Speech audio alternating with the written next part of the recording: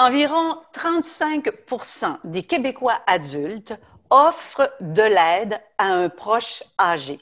35 des adultes. Et parmi ces personnes âgées qui reçoivent de l'aide, un grand nombre présentent la maladie d'Alzheimer ou un autre trouble cognitif.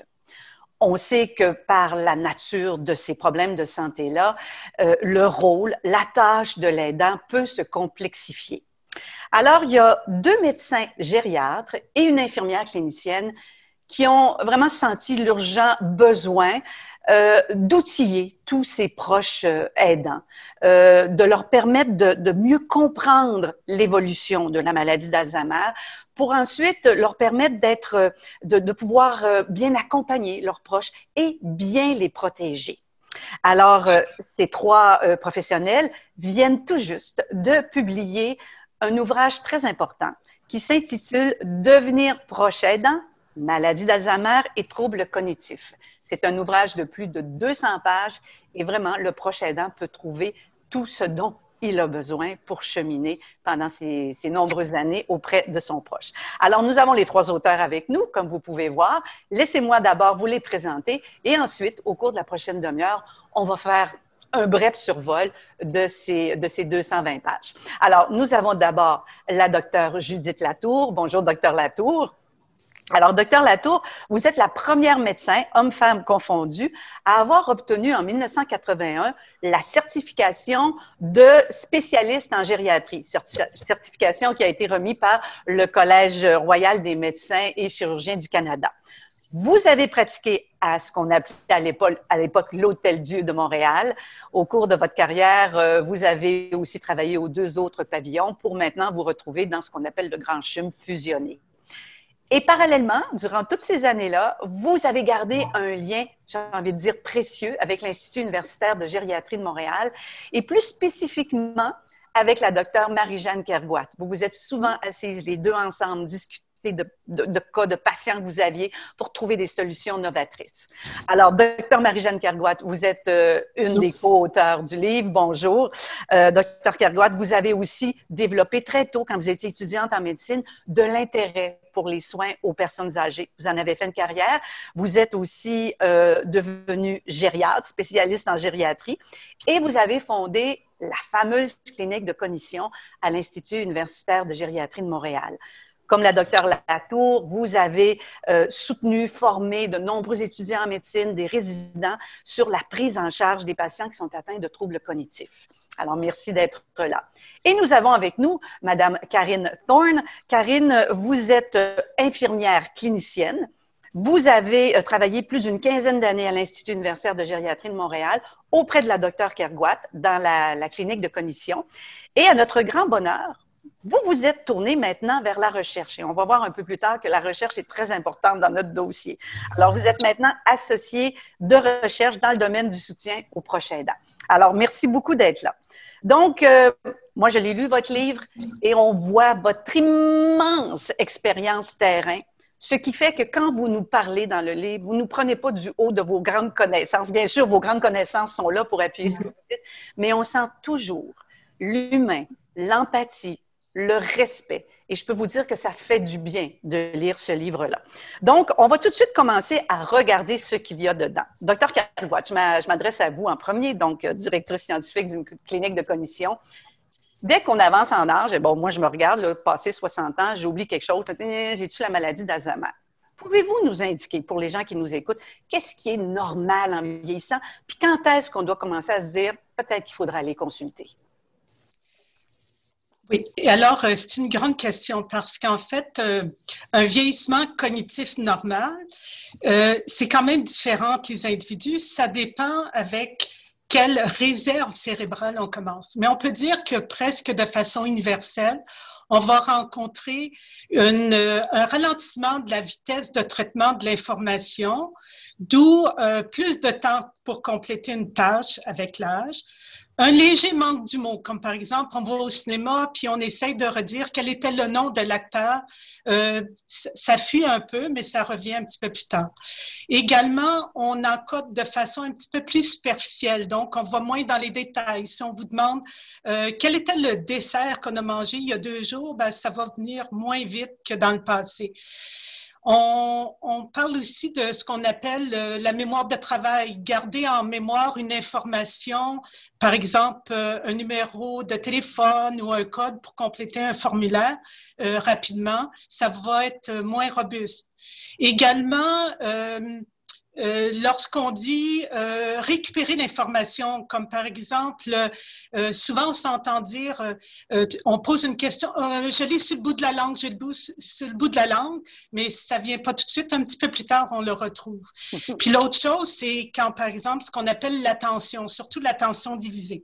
Je suis dans le salon, je suis en train de lire un livre, je veux lire un livre, mes lunettes sont dans la chambre, je me dirige vers la chambre chercher mes lunettes, je me rends compte que j'ai laissé glisser, je sais pas, le pyjama sur le plancher, je ramasse le pyjama, je me retourne au salon, puis là je me dis, mais qu'est-ce que j'allais faire là-bas? Ça, c'est fréquent. Par contre, il y a des choses qui ne changent pas dans le vieillissement normal, donc le langage, être capable le langage écrit, oral, l'expression, la compréhension. Il y a également être capable d'accomplir des tâches, de reconnaître les informations pour ce qu'elles sont. On est toujours aussi capable, comme on dit, dans notre mémoire sémantique, c'est-à-dire nos connaissances, et puis aussi notre savoir-faire, on est toujours capable d'apprendre même au grand âge. Alors ça, c'est le vieillissement normal. Alors, et là, je pense aux gens qui nous écoutent et ils se disent, parce que vous mettez des très beaux exemples, vous avez mis des témoignages, des histoires de cas qui parsèment le livre. Et là, si on va plutôt dans qu'est-ce qui pourrait être inquiétant, je pense à l'exemple que vous avez mis de 2 messieurs qui se connaissent depuis fort longtemps, qui se donnent rendez-vous au restaurant. Et il y en a un des 2 qui ne reconnaît pas son ami tout de suite lorsqu'il arrive. Est-ce que c'est un signe qui est parlant? Et est-ce qu'il y en a d'autres, là? Alors, un trouble qu'on dirait plus dans la direction d'une maladie, ça représenterait un changement. On est moins bien. C'est un déclin au niveau de nos fonctions cognitives par rapport à ce qu'on était capable de faire auparavant. Des exemples, puis les sociétés Alzheimer elles-mêmes en mettent comme des facteurs de risque ou des éléments qui peuvent nous mettre la puce à l'oreille. Être désorienté dans le temps et dans l'espace, mais de façon continue. Avoir des oublis fréquents, mais qui vont nuire à notre fonctionnement au quotidien. Avoir de la difficulté à préparer un repas, la gestion des comptes courants, perdre des objets de façon répétée, faire des erreurs de jugement. Par exemple, la température est fraîche, on va mettre un vêtement d'été. On conduit en automobile, puis on entre dans un sens unique. Des discours répétitifs, des interrogations répétitives dans un court laps de temps. En conversation, parler avec quelqu'un, puis manquer de mots ou être obligé de faire un grand détour pour trouver le bon mot. Utiliser des mots qu'on dit fourre-tout, comme au lieu de dire un téléphone, dire le machin, un autre objet, nommer la chose. Okay. Aussi, peut-être des changements au niveau de notre comportement ou de nos émotions ou par exemple, perte d'intérêt, ne plus vouloir sortir de sa routine. Alors, ce sont tous des indices. Alors, la question, c'est vraiment, est-ce que ces manifestations-là, ça représente un changement? Est-ce que ça dure dans le temps? C'est quoi son intensité? C'est constaté par nous, mais est-ce que c'est constaté aussi par l'entourage? Puis, quel est son impact dans la vie de tous les jours? Mm-hmm. Oui, alors on voit qu'il y a vraiment une différence entre le vieillissement, le ralentissement des fois qui s'installe dans le vieillissement normal et vraiment des signes qui pourraient être précurseurs à l'annonce d'une maladie d'Alzheimer ou un autre trouble cognitif. Docteur Latour, je me tourne vers vous maintenant et puis là les gens nous écoutent et disent moi je me sens que j'ai quelqu'un dans mon entourage, ça commence à ressembler à ça. Quand est-ce qu'on va consulter ou comment qu'on s'y prend là? On est dans la maison et on dit on part de où là? Alors, autrefois, les gens consultaient très, très tard. Hein? Ils nous arrivaient avec des troubles au niveau de la sécurité et du comportement déjà. Maintenant, les gens sont beaucoup mieux éduqués. Ils consultent leur médecin de famille rapidement. Parfois, la famille doit aider un peu. Le médecin de famille, maintenant, est bien éduqué, connaît la maladie, est capable de prendre charge. Et puis, depuis 2015, il y a eu le plan Alzheimer. Alors, il y a eu le déploiement dans toutes les GMF, le groupe de médecins de famille, d'équipes spécialisées, infirmières, travailleurs sociaux, pharmaciens, qui vont épauler le médecin pour faire le diagnostic. Alors, ça peut bien aller. La maladie suit son cours avec ses hauts et ses bas. Et là, on ne voit pas le patient à la clinique de cognition. Quand les cas sont plus complexes, parce que les patients ont des maladies, ont des troubles psychiatriques, ou c'est vraiment atypique, à ce moment-là, on les réfère à la clinique de cognition. La clinique de cognition, c'est une rencontre qui est vraiment spéciale parce que l'aidant, le patient, vont rencontrer une infirmière, un médecin et ensemble, ils vont avoir une longue conversation. Puis parfois, ça surprend un peu. Alors, on va discuter bien sûr des antécédents, qu'est-ce qui s'est passé du point de vue médical. On pourrait donner 1000 exemples. Puis, on va demander au patient de raconter sa vie. C'est rare qu'on raconte sa vie à un médecin, le lieu de naissance, surtout naturellement la scolarité, les emplois, parce qu'on cherche à connaître quelle est la réserve cognitive du patient. Alors, ils vont nous parler des épreuves de leur vie, comment ils vivent leur retraite, qu'est-ce qu'ils font de leur journée, on leur fait raconter une journée. Et pendant tout ce temps-là, nous, on écoute. Et puis là, on peut voir s'il y a des troubles de la mémoire, des troubles au niveau de l'organisation de la pensée, du langage, quel est le jugement, quels sont l'autocritique du patient. L'aidant est à côté, parfois intervient. Puis, on peut arriver à un diagnostic assez rapidement. Puis des fois, c'est beaucoup trop compliqué. Alors, on va faire référence à l'ergothérapeute, au neuropsychologue souvent, ou encore à la psychogériatrie pour nous aider à préciser le diagnostic puis à faire un plan de traitement. Alors, le défi, c'est de vraiment que le patient vienne à la clinique, accepte de venir et surtout qu'il accepte le suivi. Alors, c'est Karine qui va nous donner toutes ces techniques pour que le patient continue à venir nous voir. Ouais. Alors, mais si je résume ce que vous venez de dire, c'est que maintenant, nos médecins de famille sont bien outillés pour pouvoir poser le diagnostic chez un patient.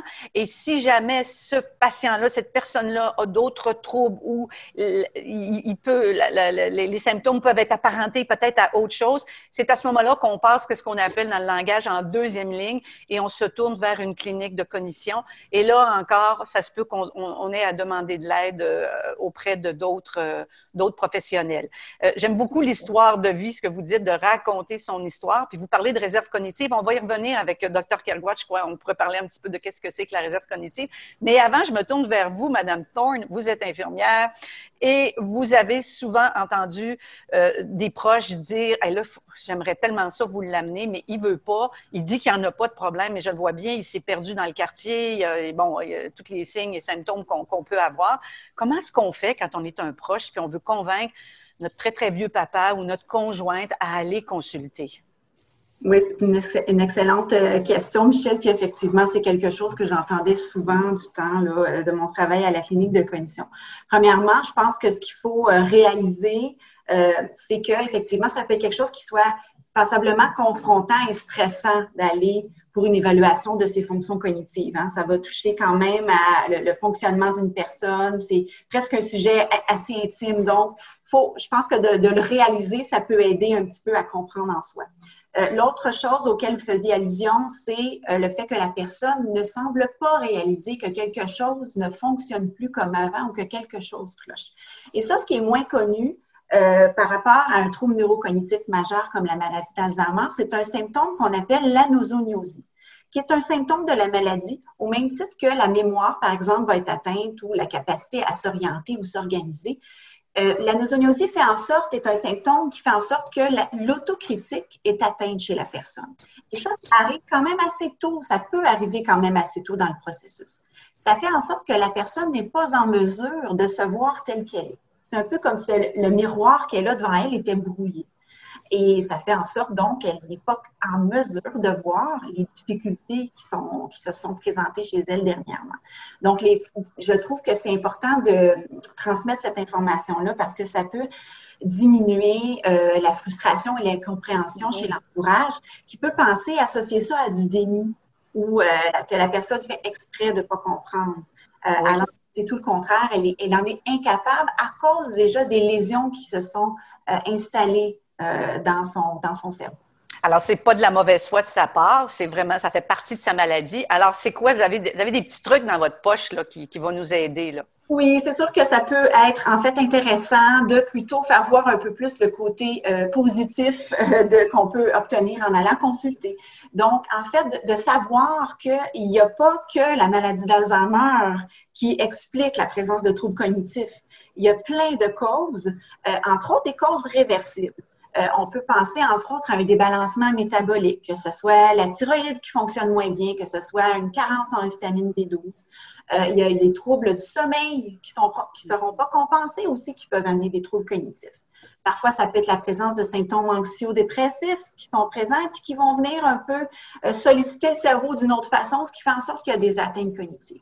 Donc, il y a plein d'autres causes sur lesquelles on peut vraiment travailler et qu'on peut renverser d'une certaine façon.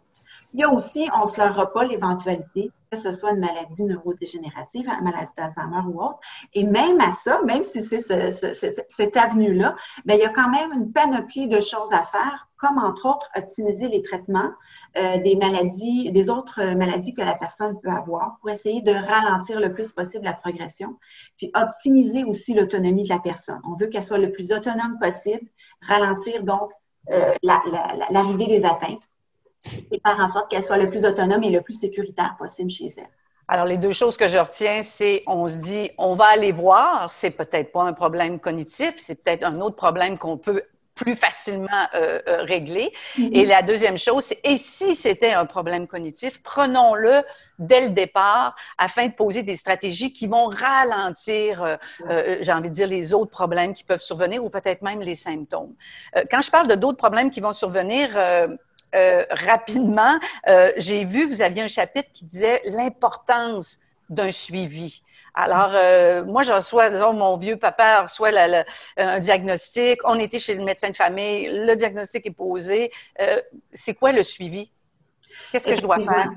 Effectivement. Donc, le fait d'aller à ces suivis régulièrement, d'être en contact régulier avec son équipe de soins, va permettre justement de faire, entre autres, les ajustements. Comme je le parlais un petit peu plus tôt, il y a d'autres maladies, il y a d'autres conditions de santé qui peuvent avoir un effet aussi sur l'aspect cognitif. Donc, on va essayer d'avoir un traitement optimal de l'hypertension, du diabète, du cholestérol, de tous ces aspects-là. De faire aussi souvent un ménage dans la médication. Il y a beaucoup de médicaments qui vont avoir un effet sur la sphère cognitive. Donc, l'équipe de soins va être là pour essayer de s'assurer de vraiment faire, si on veut, c'est ça, un certain ménage et d'atténuer le plus possible les effets qu'il pourrait y avoir sur la sphère cognitive. On va aussi, en étant en contact avec les professionnels de soins, mieux comprendre c'est quoi les changements que la maladie amène. Parce qu'il y a des changements aussi qui vont arriver au niveau du comportement, au niveau de la personnalité. Et il y a des changements qui sont, si on veut, attendus en lien avec l'évolution de la maladie et d'autres peut-être non, qui pourraient dans le fond, nécessiter une action plus rapide. Donc, en étant en contact avec l'équipe de soins, les professionnels peuvent indiquer au prochain aidant, ben ça, non, il faudrait regarder ça versus ça, ben oui, on peut considérer ça comme attendu, mais voici quand même des stratégies, comment mieux gérer et comment mieux vivre avec tout ça. Donc, c'est des autres avantages. Puis l'autre avantage que je dirais, ben, c'est d'être plus facilement au courant des différentes ressources qui existent pour aider le prochain aidant.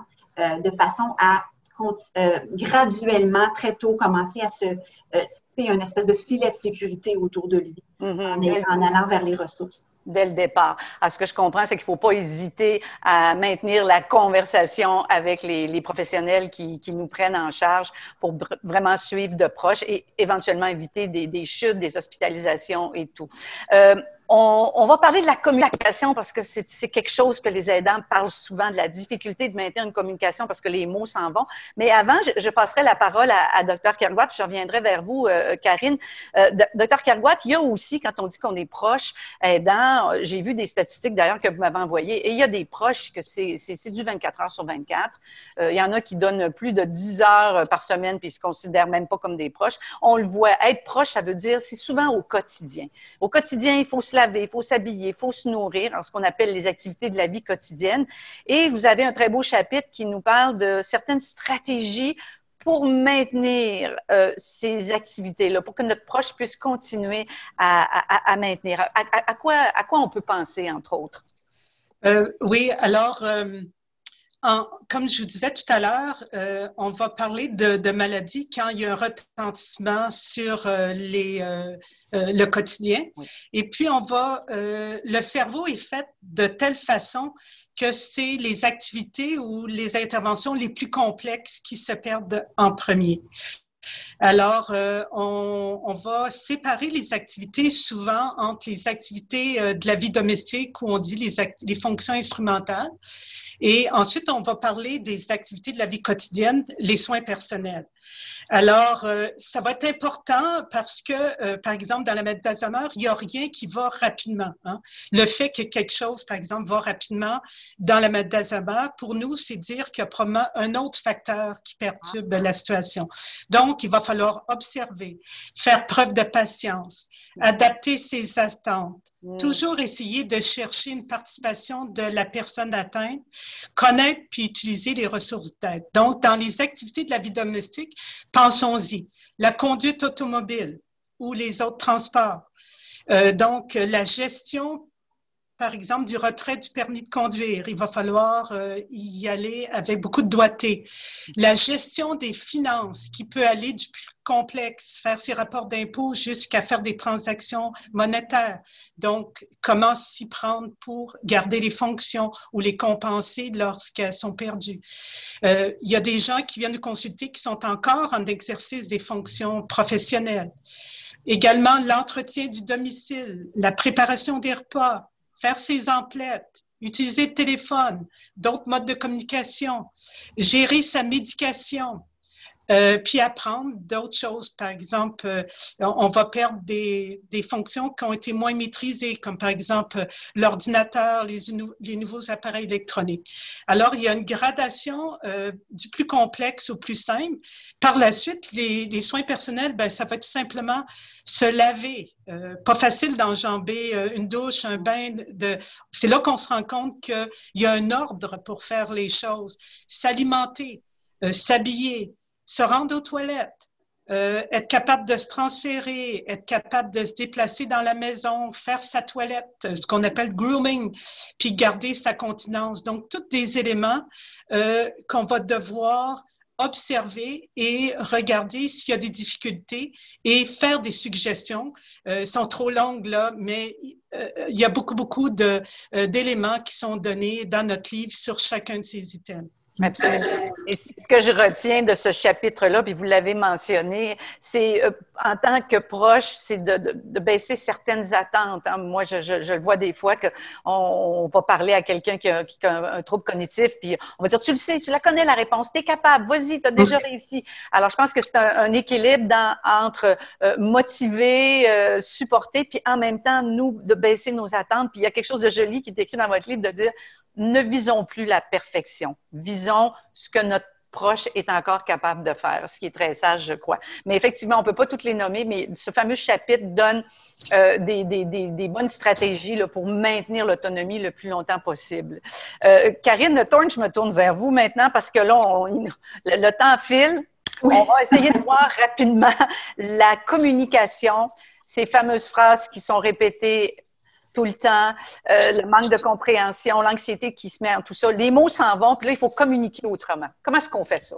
Oui, ce qui est intéressant là pour faire plus rapidement, là, je dirais à l'essentiel, c'est vraiment, en fait, premièrement, d'être conscient que la communication est atteinte. C'est pas seulement la mémoire, l'orientation, les symptômes avec lesquels on est plus familier, mais la communication, l'expression, mais la compréhension aussi. va être atteinte par la maladie. Donc, ce qui est intéressant, c'est de faire attention à son non-verbal, parce que plus la maladie évolue, les mots vont s'effriter, le sens des mots va s'effriter. Par contre, tout ce qui est rattaché à l'aspect affectif et des gestes, tout ce qui a rapport, dans le fond, à notre non-verbal, les mimiques, les expressions, les intonations, les expressions donc de notre visage, tout ça va être beaucoup plus facilement compris par notre proche. Donc, c'est d'y porter attention et dans le fond, de plus possible, d'essayer d'être cohérent aussi lorsqu'on s'exprime avec notre proche. Essayer le plus possible aussi, c'est pas toujours facile à faire, mais essayer d'avoir une approche et un climat le plus calme possible. Il y a l'effet un petit peu miroir que c'est comme ça que j'aime l'illustrer avec un proche qui a une atteinte cognitive. Il va avoir souvent tendance à adopter un peu l'énergie ou l'attitude de la personne qu'il a avec lui. Donc, si on reste calme, il y a beaucoup plus de chances que notre proche aussi reste un peu dans le même état. Et j'ajouterais aussi, en fait, il y a un lien à faire, je voudrais faire un lien rapidement avec le chapitre 8 de notre livre où on parle des symptômes comportementaux de la maladie qui peuvent s'installer, qui sont en fait des comportements de notre proche, souvent qui sont nouveaux puis qu'on ne comprend pas toujours leur origine. Alors, c'est important de savoir que ces comportements-là ne sont pas intentionnels, ce n'est pas de la manipulation de la part du proche. C'est souvent lié à un besoin que la personne va avoir, mais qu'elle n'est plus capable d'exprimer par des mots. Alors, les mêmes besoins humains vont rester même si la maladie est là. Le besoin de communiquer, d'avoir des contacts sociaux, de se sentir valorisé, de se sentir utile. Mais la maladie fait en sorte que la personne a de la misère à aller combler ces besoins-là. Ça peut créer des inconforts, des malaises. Donc, souvent, ce que je vais dire aux proches aidants, quand il y a un comportement que vous ne comprenez pas, essayez de voir c'est quoi le message qu'il y a derrière. Qu'est-ce que mon proche essaie de me dire? C'est souvent quelque chose à décoder. Donc, être un petit peu plus... Oui, est-ce qu'il a faim, est-ce qu'il a mal, est-ce qu'il s'ennuie? Ça peut être des besoins qui ne sont pas comblés, puis les mots ne sont plus là, alors c'est le comportement qui l'exprime. Exactement. Puis la dernière chose que j'ajouterais très rapidement, qui est une clé que souvent les proches aidants vont entendre, de ne pas s'obstiner, de ne pas confronter notre proche. Hein? La maladie fait en sorte que les atteintes au cerveau l'empêchent de raisonner comme avant. Alors, il n'est plus capable de faire justement les associations que nous, on peut faire, de comprendre. La maladie vient un petit peu biaiser sa vision. Dans notre livre, on parle de lunettes Alzheimer. Alors, eux, ils sont aussi convaincus que nous. Alors, d'essayer de s'obstiner, ça mène souvent à l'épuisement de part et d'autre. Ça va souvent être beaucoup plus sage de reconnaître ce que notre proche essaie de nous dire. Comme par exemple, je comprends, ça ne doit pas être le fun de sentir qu'on n'est pas compris ou encore bon, là, je vais avoir moi.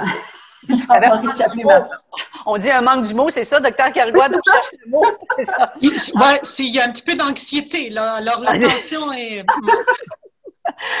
Si je résume, Karine, rapidement, c'est ça. Ce que j'aime beaucoup dans ce que vous nous dites, c'est que les mots, on les comprend moins bien, mais l'émotion, on la sent toujours. Alors, en tant que proche, il faut être conscient de l'émotion qu'on porte et que notre proche sent et se souvient émotivement de comment est-ce qu'on se sentait avant. De ne pas s'obstiner peut être une des grandes stratégies pour éviter l'épuisement de part et d'autre. Et quand il y a un comportement qui, bon, il ne faisait pas ça avant, qu'est-ce que mon proche est en train d'essayer de me dire? Je résume ça rapidement. Vous avez un chapitre magnifique. On pourrait faire 5 heures juste sur ce chapitre-là. Et je pense qu'il va beaucoup aider les gens qui vont se procurer le livre sur comment communiquer avec le proche. Docteur Latour, vous voyez que le temps passe, hein, et puis j'aimerais ça quand même, parce que je veux profiter du fait qu'on a quand même 2 gériatres avec nous aujourd'hui. Il y a des problèmes qui vont être susceptibles d'entraîner des hospitalisations et ça, c'est la dernière chose qu'on veut, amener notre proche atteint d'un trouble cognitif à l'hôpital. Quels sont ces problèmes-là et y a-t-il des... dans votre livre, vous expliquez comment faire pour s'en éloigner, là? Alors, l'hospitalisation, là, en ces temps de COVID, c'est un mal qui est malheureusement parfois nécessaire. Les patients ont plus d'hospitalisation, nos patients ont plus d'hospitalisation que les pères du même âge. Ils vont se présenter pour 2 grandes raisons, finalement. Parce qu'ils ont de la difficulté à expliquer leurs symptômes, la chronologie, il va y avoir des retards diagnostiques et puis une perte fonctionnelle, une chute, le patient est admis à l'hôpital. Puis je voudrais insister sur le fameux délirium. Le délirium, c'est vraiment ce que les gens appellent la confusion aiguë. C'est très fréquent chez les patients avec la maladie d'Alzheimer qui sont malades. Bon, ils nous arrivent avec une altération de l'état de conscience, peuvent être très somnolents ou très agités, ils sont incohérents, inattentifs, désorientés. Ça arrive rapidement, là, sur quelques heures, 1 ou 2 journées, et puis ça fluctue. Alors, on pense que le patient s'en sort, mais que non, ça recommence. Alors, ça, c'est une urgence médicale. De rares familles vont savoir, par exemple, papa a une infection urinaire, il est en délirium, je vais chercher des antibiotiques, je vais en venir à bout à la maison. Mais en général, il faut venir à l'hôpital. Donc là, on va vraiment investiguer le patient. Si le patient est admis, est en délirium ou n'est pas encore en délirium, c'est un problème qui est tellement fréquent que l'hôpital a mis une prise en charge automatique pour les patients de plus de 75 ans ou qui ont des troubles cognitifs qui arrivent à l'urgence. Et on va essayer de communiquer avec eux le mieux possible. On a besoin des lunettes, on a besoin des appareils auditifs. On veut répondre à leurs besoins, on les amène à la toilette, on les aide à se nourrir, à s'hydrater pour qu'ils passent à travers cet épisode-là. Et puis, naturellement, on a besoin beaucoup que la famille converse avec le patient. En temps de COVID, c'est complexe, alors on appelle. Les aidants vont recevoir des appels à répétition pour discuter avec le patient, puis on va aussi appeler les familles pour déterminer les fameux niveaux de soins. Oui, on va y aller d'ailleurs. Je résume rapidement. Donc, le délirium, ce n'est pas la maladie d'Alzheimer. C'est quelque chose qui vient se rajouter par-dessus le trouble cognitif et c'est quelque chose d'aigu et qui arrive rapidement. Alors, si on prend soin de quelqu'un et tout à coup, il est extrêmement confus et il n'accomplit plus rien, il est peut-être en délirium. Et la cause du délirium peut être l'infection urinaire, le problème avec les médicaments et tout. Et autres, mais ce n'est pas la maladie d'Alzheimer qui donne le délirium.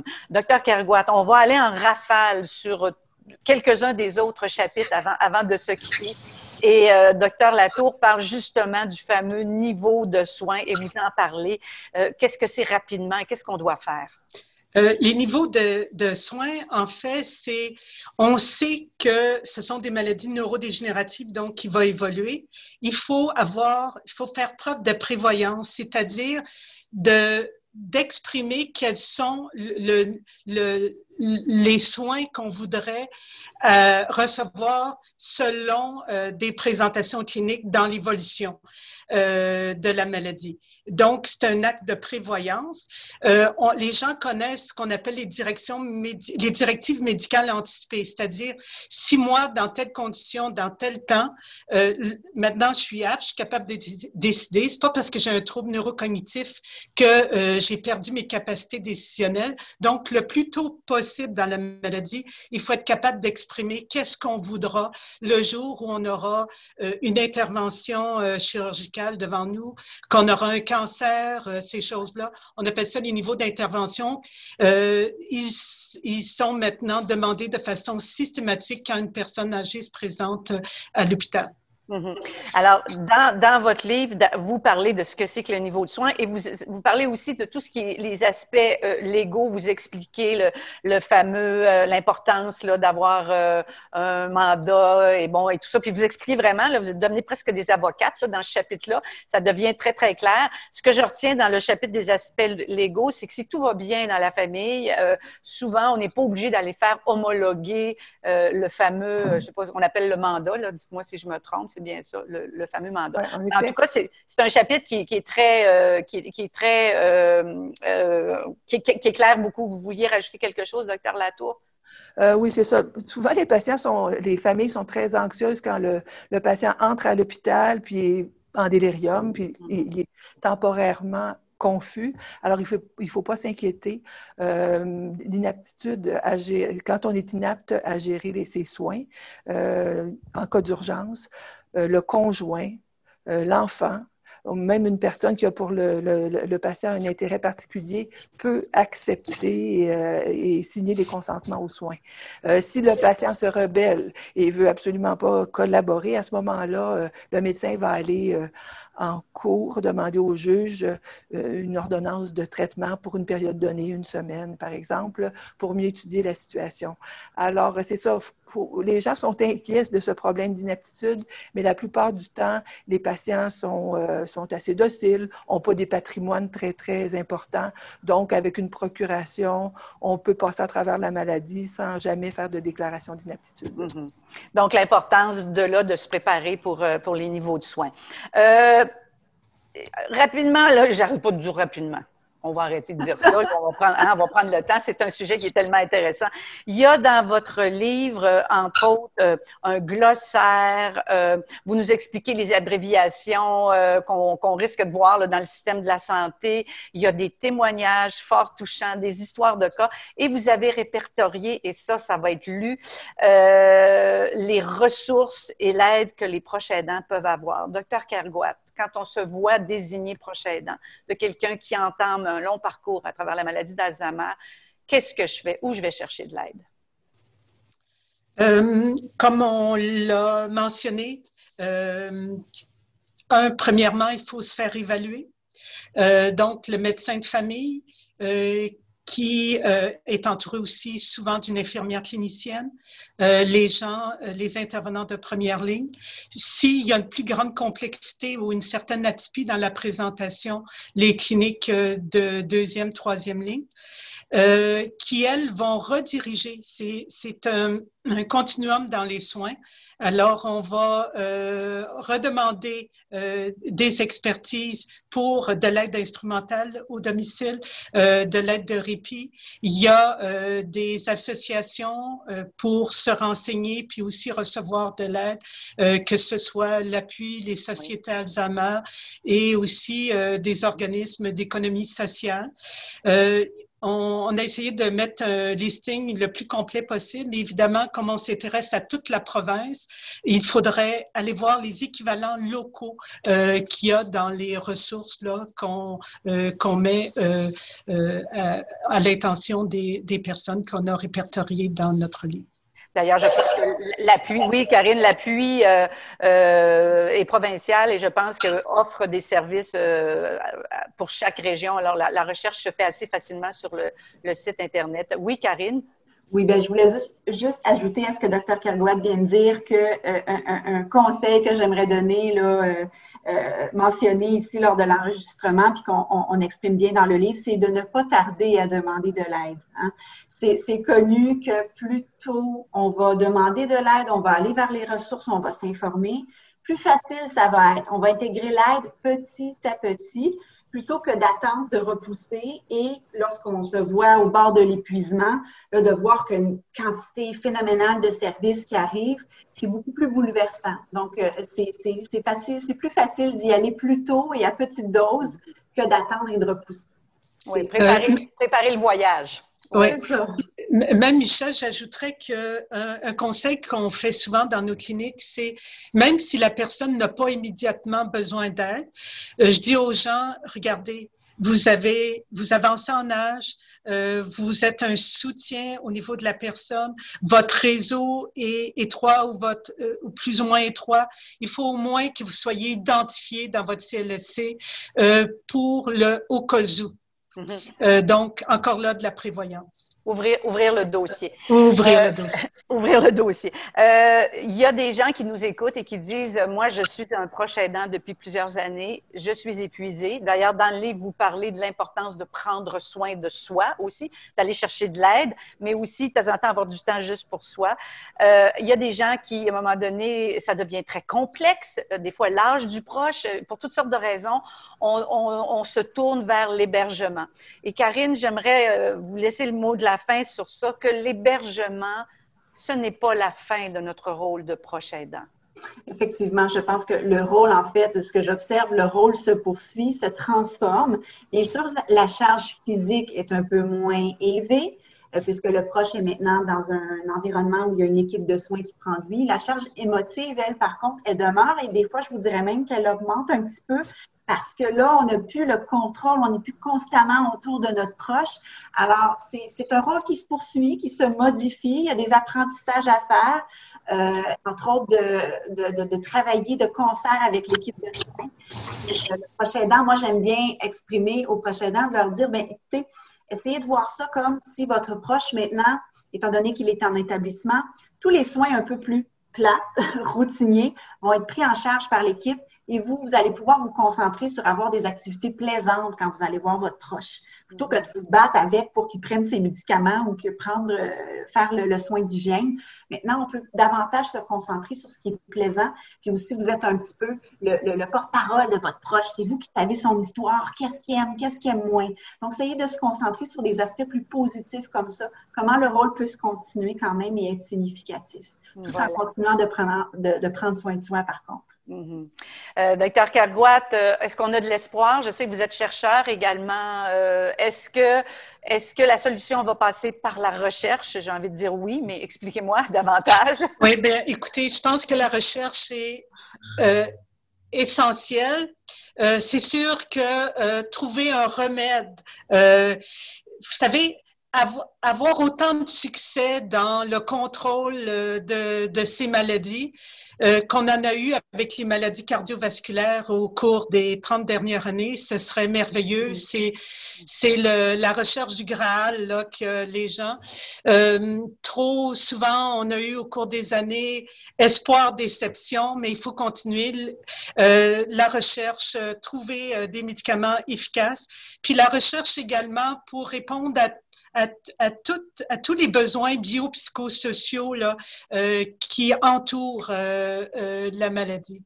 Les maladies, d'ailleurs. Et c'est là que Karine Thorne s'occupe de nous là-dedans. On avait parlé qu'on parlerait de la réserve cognitive. Quand vous me parlez de la recherche, oui, la recherche cherche le médicament, mais je pense que la recherche a fait quand même des bons pas sur les stratégies pour regarder notre cerveau en forme. Vous avez un chapitre, vous en parlez, de comment préparer notre vieillissement du cerveau. Et si jamais la maladie s'installe, comment repousser les symptômes le plus longtemps possible. On ira lire dans le livre, c'est très clair, et c'est des stratégies qui sont assez fort simples. Docteur Judith Latour, Docteur Marie-Jeanne Kergoat, Madame Karine Thorne, merci infiniment d'avoir mis votre expertise et votre empathie ensemble pour produire cet ouvrage « Devenir proche aidant ». Il sera à coup sûr très lu. Ça va devenir, j'ai l'impression, le livre de chevet de bien des gens.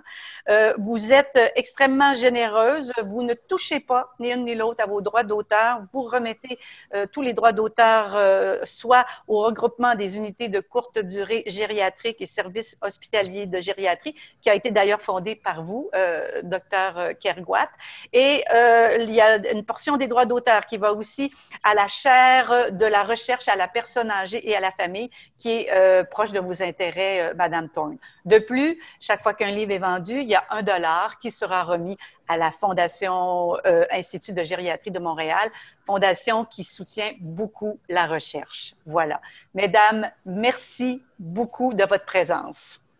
Merci. Merci. Merci.